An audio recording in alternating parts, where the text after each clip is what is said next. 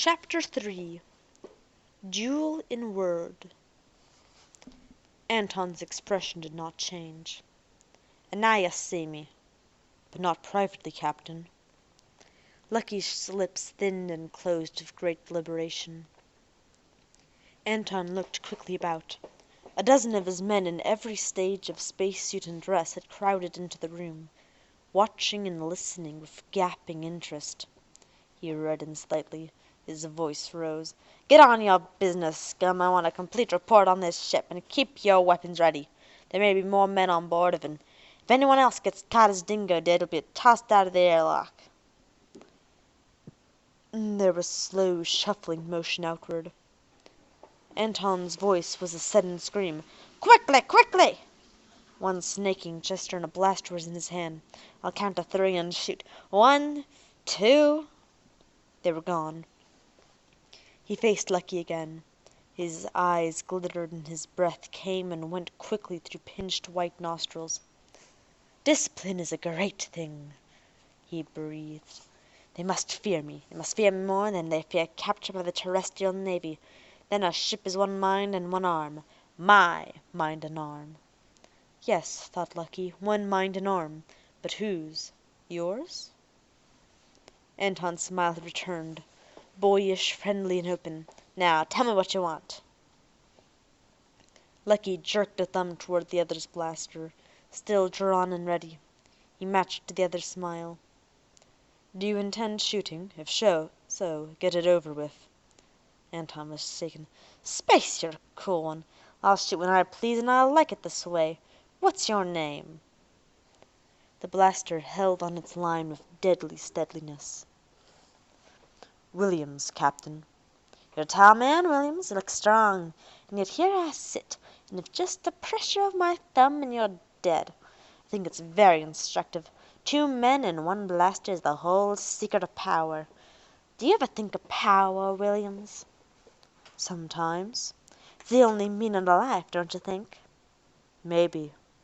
"I see you're anxious to do business. Let's begin. Why are you here?" "I've heard of pirates." "We are men of the Asteroids, Williams. No other name." "That suits me. I've come to join the men of the Asteroids." "You flatter us, but my thumb's still on the blaster. Contact." "Why do you want to join?" "Life is closed on Earth, Captain. A man like myself could settle down to be an accountant or an engineer. I might even run a factory or sit behind a desk and vote at stockholders' meetings. It doesn't matter. Whatever it is, it would be routine. I would know my life from beginning to end.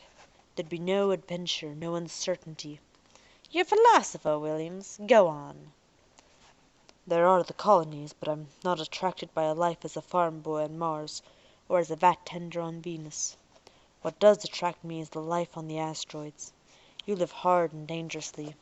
A man can rise to power as you have. As you say, power gives meaning to life." "So you stow away on an empty ship?" "I didn't know it was empty. I had to stow away somewhere. Legitimate space passage comes high, and passports to the Asteroids aren't being handed out these days." "I knew this ship was part of a mapping expedition. The word had gotten around. It was headed for the Asteroids, so I waited till just before it blasted off. That's when everybody would be busy getting ready for takeoff, and yet the airlocks would still be open. I had a pal take a sentry out of circulation. I figured we'd stopped at Ceres. It would be bound to be prime base for any asteroid expedition. Once there, it seemed to me I could get off without any trouble. The crew would be astronomers and mathematicians. Snatch off their glasses and they'd be blind. Point a blaster at them and they'd die of fright. Once on Ceres, I'd contact the men of the Asteroids, somehow. Simple." "Only you got a surprise when you boarded the ship. Is that it?" asked Anton. "I'll say. No one aboard, and before I could get it straight in my head that there wasn't anyone aboard, it blasted off." "What's it all about, Williams? How do you figure it?" "I dunno. Beats me." "Well, let's see if you can find out. You and I together." He gestured with his blaster and said sharply, "Come on!" The pirate chief led the way out of the control room, into the long central corridor of the ship. A group of men came out of the door up ahead. They rumbled short comments at one another and stilled into silence when they caught Anton's eye. Anton said, "Come here." They approached. One wiped a grizzled mustache with the back of his hand and said, "Nobody else on board the ship, Captain." "All right, what do you think of the ship?" There were 4 of them. The number increased as more men joined the group. Anton's voice grew edgy. "What do any of you think of the ship?" Dingo pushed his way forward. He had got rid of his spacesuit and Lucky could see him as a man. It was not altogether a pleasant sight.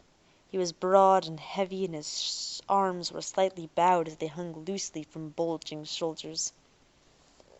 There were tufts of dark hair on the back of his fingers, and the scar on his upper lip twitched. His eyes glared at Lucky. He said, "I don't like it." "You don't like the ship?" Anton asked sharply. Dingo hesitated. He straightened his arms, threw back his shoulder. "It stinks." "Why? Why do you say that?" "I could take it apart if a can opener. Ask the rest and see if they don't agree with me. This crate is put together with toothpicks. It wouldn't hold together for 3 months." There were murmurs of agreement. The man with the grey moustache said, "Beg your pardon, Captain, but the wiring is tapped in place. It's a 2-bit job. The insulation's almost burnt through already." "All the welding was done in a real hurry," said another.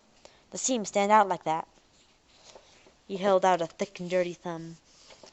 "What about repairs?" asked Anton.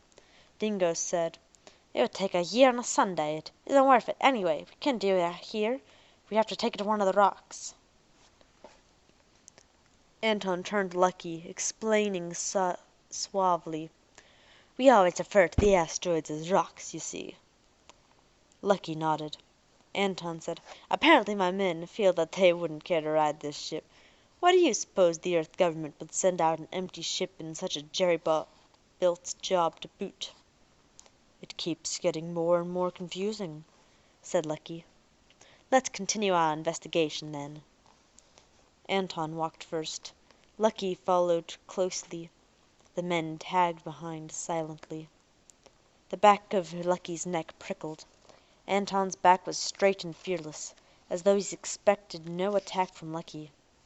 He might well feel so. 10 armed men were on Lucky's heels. They glanced through the small rooms, each designed for utmost economy in space. There was the computation room, the small observatory, the photographic laboratory, and the galley and the bunk rooms. They slipped down to the lower level through a narrow, curving tube within which the pseudo-grav field was neutralized so that either direction could be up or down at will. Lucky was motioned down first, Anton following so closely that Lucky barely had any time to scramble out of the way, his legs buckling slightly with the sudden access of weight, before the pirate chief was upon him. Hard, heavy space boots missed his face by inches. Lucky regained his balance and whirled angrily, but Anton was standing there, smiling pleasantly, his blaster lined up straight and true at Lucky's heart. "A thousand apologies," he said. "Fortunately you are quite agile." "Yes," muttered Lucky. On the lower level were the engine room and the power plant. The empty berths where the lifeboats had been. There were the fuel store, and the food and water stores, the air fresheners, and the atomic shielding. Anton murmured, "Well, what do you make of it all? Shot it, perhaps, but I see nothing out of order." "It's hard to tell like this," said Lucky. "But you must have lived on this ship for days." "Sure, but I didn't spend time looking it over. I just waited for it to get somewhere." "I see. Well, back up to upper level." Lucky was first down the travel tube again. This time he landed lightly and sprang 6 feet to one side with the grace of a cat. A second passed before Anton popped out of the tube. "Jumpy?" he asked. Lucky flushed. One by one the pirates appeared. Anton did not wait for all of them, but started down the corridor again. "You know," he said, "you'd think we'd been all over the ship. Most people would say so. Wouldn't you say so?" "No," said Lucky calmly. "I wouldn't. We haven't been in the washroom." Anton scowled, and for more than just a moment the pleasantness was gone from his face, and only a tight white anger flashed in its place. Then it passed. He adjusted a stray lock of hair on his head, then regarded the back of his hand with interest. "Well, let's look there." Several of the men whistled, and the rest exclaimed in a variety of ways when the appropriate door clicked open. "Very nice," murmured Anton. "Very nice. Luxurious, I would say." It was. There was no question of that. There were separate stall showers, 3 of them, with their plumbing arranged for sudsing water, lukewarm, and rinsing water, hot or cold. There were also half a dozen wash bowls in ivory chrome with shampoo stands, hair dryers, and needle jet skin stimulators. Nothing that was necessary was missing. "There's certainly nothing shoddy about this," said Anton. "It's like a show on the Subbethrics, eh, Williams? What do you make of this?" "I'm confused." Anton's smile vanished like the fleeting flash of a speeding spaceship across a visiplate. "I'm not. Dingo, come in here." The pirate chief said to Lucky, "It's a simple problem, you. We have a ship here with no one aboard, thrown together in the cheapest possible way, as though it were done in a hurry, but with a washroom that's the last word. Why? I think it's just in order to have as many pipes as possible in the washroom. And why is that? So we never suspect that 1 or 2 of them were dummies. Dingo, which pipe is this?" Dingo kicked one. "Well, don't kick it, you misbegotten fool. Take it apart." Dingo did so, a micro heat gun flashing briefly. He yanked out wires.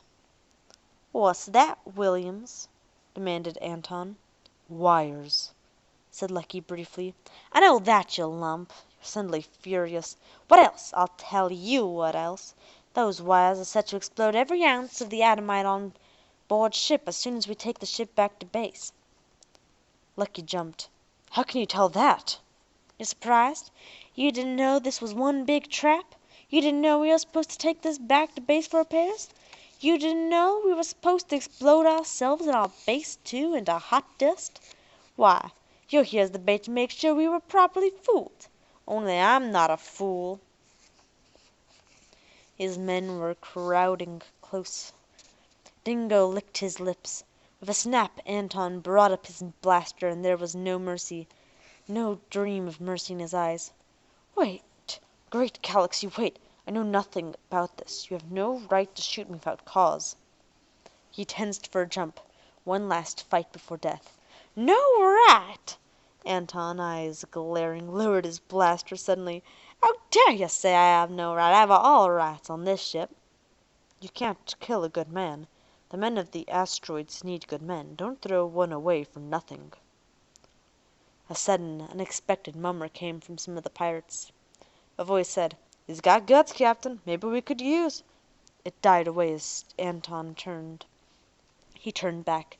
"What makes you a good man, Williams? Answer that and I'll consider." "I'll hold my own against anyone here, bare fist or any weapon." "So!" Anton's teeth bared themselves. "You hear that, men?" There was an affirmative roar. "It's your challenge, Williams. Any weapon. Good. Come out of this alive and you won't be shot. You'll be considered for membership in my crew." "I have your word, Captain." "You have my word. I'll never break my word. The crew hears me. If you come out of this fight alive." "Whom do I fight?" demanded Lucky. "Dingo here. A good man. Anyone who can beat him is a very good man." Lucky measured the huge lump of gristle and sinew standing before him, its little eyes glittering with anticipation, and glumly agreed with the captain. "But," he said firmly, "what weapons? Or is it bare fists?" "Weapons?